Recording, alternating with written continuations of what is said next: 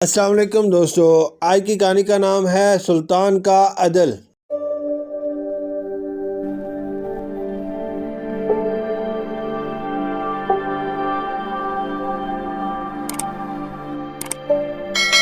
سلطان نور الدین زنگی اپنے خاندان کا دوسرا حکمران تھا۔ اس کے زمانے میں دو یہودیوں نے رسول اکرم صلی اللہ علیہ وسلم کے روضہ مبارک کو نقصان پہنچانے کی ناپاک جسارت کی تھی، نعوذ باللہ، جنہیں سلطان نور الدین زنگی نے موت کے گھاٹ اتار دیا تھا۔ کہتے ہیں کہ ایک دن سلطان نور الدین زنگی چوگان کھیل رہا تھا کہ اس وقت ایک سپاہی اس کے پاس آیا اور کہنے لگا کہ حضور محترم قاضی صاحب نے آپ کو ایک مقدمے کے سلسلے میں اسی وقت عدالت میں طلب کیا ہے۔ سلطان یہ سن کر کھیل چھوڑ کر فوراً اس سپاہی کے ساتھ قاضی صاحب کی عدالت میں جا پہنچا تو قاضی صاحب نے ایک شخص کی طرف اشارہ کر کے کہا کہ اس شخص نے آپ کے خلاف ایک مقدمہ دائر کیا ہے۔ اس کا کہنا ہے کہ اس کی زمین پر آپ نے ناجائز قبضہ کر لیا ہے۔ آپ کا اس سلسلے میں کیا جواب ہے؟ سلطان نے نہایت ادب و احترام سے کہا کہ اس شخص کا دعویٰ درست نہیں ہے، وہ زمین میری اپنی ہے اور میرے پاس اس کے ثبوت بھی ہیں۔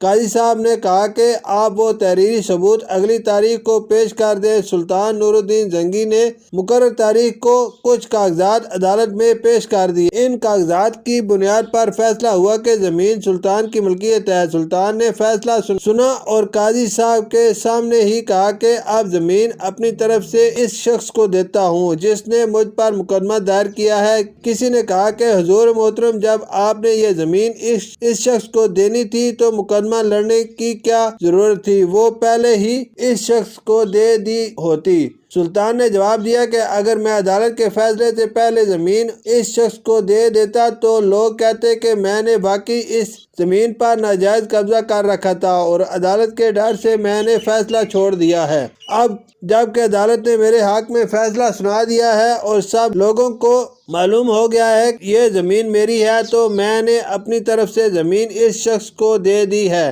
تاکہ اس کے اوپر کوئی برا اثر نہ پڑے۔ قاضی صاحب اور عدالت میں جتنے بھی لوگ تھے سلطان کے عدل دیکھ کر حیران ہو گئے۔ وہ کیسے حکمران تھے کہ وہ لوگ انصاف اور عدل کو اپنا فرض سمجھتے تھے، مگر آج کے زمانے میں پاکستان کے طاقتور لوگوں پر جب ایسا وقت آتا ہے تو وہ قانون کی پیروی نہیں کرتے بلکہ جرم کرنے کے باوجود اپنے آپ کو بے قصور ثابت کروا لیتے ہیں اور قانون کا مذاق اڑاتے ہیں۔ کاش ایسے حکمران ہمارے ملک میں آ جائیں جو سلطان نور الدین زنگی کی طرح، جو عدل و انصاف کو مقدم سمجھے۔ آمین۔